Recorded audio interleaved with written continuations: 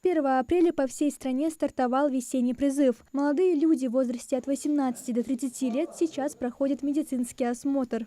Мероприятия по подготовке призыва военным комиссариатом были проведены в срок. То есть повестки были розданы по населенным пунктам для дальнейшего оповещения призывников по явке их на мероприятие призыва. Еще в начале марта. Первая отправка уже состоялась. Ребята ушли в воздушно-космические силы. В порядок призыва были внесены важные изменения. Теперь неявка в военкомат без уважительной причины может повлечь серьезные последствия. Если призывник в один призыв не получил по каким-то причинам повестку, то следующий призыв в течение 2 недель он должен сам лично явиться в военный комиссариат. При неявке призывника в военный комиссариат наступает уголовная ответственность.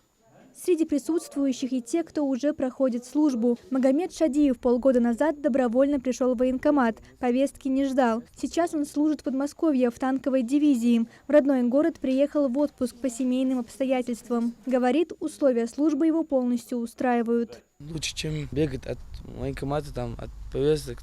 Вот пойти в военкомат, поехать в армию, приехать обратно. Там ничего страшного нету.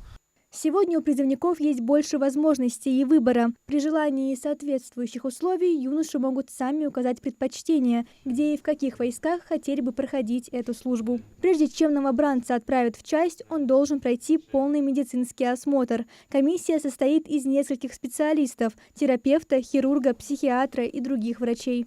Задача врачебной комиссии – это провести осмотр, выявить заболевание и направить призывника в отделение и получить заключительный результат. Или он годен, или не годен в воинской службе. Весенний призыв продлится до 15 июля. Всем, кто получил повестку, важно своевременно явиться в военкомат и пройти все обязательные процедуры. Марьям Бата, Хасан Евлоев, Магаз 24.